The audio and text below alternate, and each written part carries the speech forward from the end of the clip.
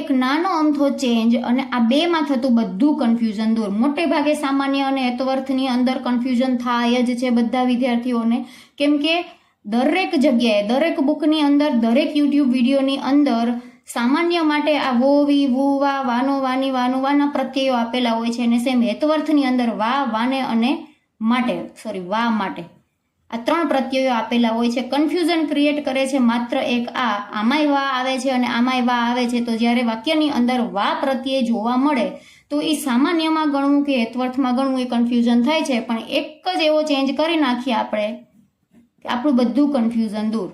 સામાન્ય અથવા વિદ્યાર્થની અંદરથી આ વા નામનો શબ્દ કાઢી નાખો, આ વા નામનો પ્રત્યય કાઢી નાખો એટલે બધું કન્ફ્યુઝન દૂર.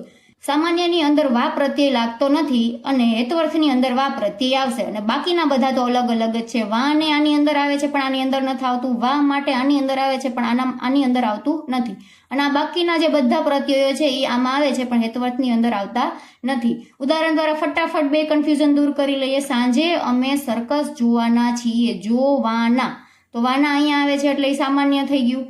બદલતી ઋતુનું રૂપ જોવું મને ગમે છે, તો જોવું વુ આમાં આવે છે એટલે સામાન્ય થઈ ગયું. હેતવર્થની વાત કરીએ તો સાંજે અમે સર્કસ જોવા એક સાથે ગયા. હેતવર્થ છે એ હેતવર્થ કૃદંત આપણે શેને કહીએ છીએ કે જેમાં કારણ દર્શાવતું હોય, મુખ્ય ક્રિયાનું કારણ હોય, મુખ્ય ક્રિયાનો ઉદ્દેશ દર્શાવતો હોય. તો આની અંદર જવાની ક્રિયા ગયા અને બીજી ક્રિયા છે જોવાની ક્રિયા. તો એક સાથે જોવા ગયા, એક સાથે ગયા, પણ શું જોવા ગયા, શું કરવા ગયા, તો કે અહીંયા કારણ આપેલું છે સર્કસ જોવા ગયા. તો કારણ આપેલું છે એટલે હેતવર્થ કૃદંત થઈ જાય, અને પ્લસ પાછળ પ્રત્યય કયો લાગે છે? વા લાગે છે. ગાંધીજી હંમેશા સત્ય કહેવાને ટેવાયેલા હતા.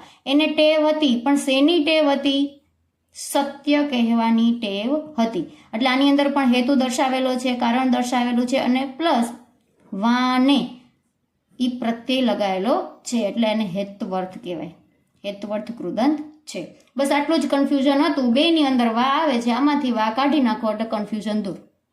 હવે જો તમને આ કન્ફ્યુઝન દૂર થઈ ગયું હોય અને તમને બાકીના આગળના પણ બધા જ પ્રકારો વ્યવસ્થિત સમજાઈ ગયા હોય તો એક્ઝામ માટે ખાસ ઉપયોગી એવી એક્સરસાઇઝ આપણે આગળના વિડીયોમાં સોલ્વ કરશું.